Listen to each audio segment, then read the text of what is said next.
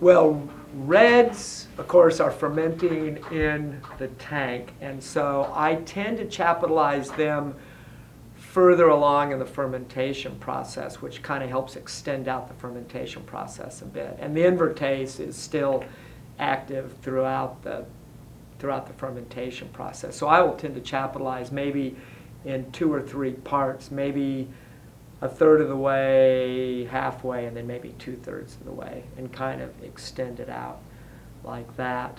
The whites, because you partially clarify the juice. I press whole clusters, clarify the heavy solids out, and then go into barrels.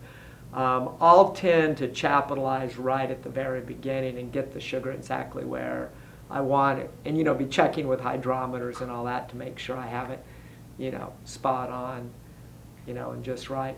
Admittedly, and you can do that with whites. You can get it right where you want it that way. Whereas with reds, it's a little bit of a crapshoot because you're estimating what your volume is. Because all you've got is, 2 tons of fruit.